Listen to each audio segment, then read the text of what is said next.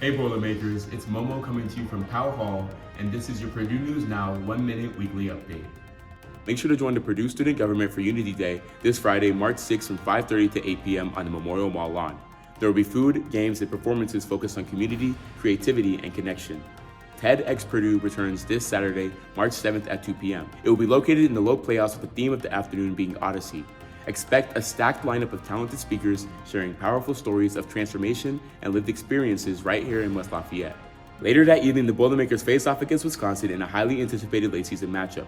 Let's bring lots of energy and excitement to Mackey Arena to show our seniors just how much we appreciate them on their senior night game.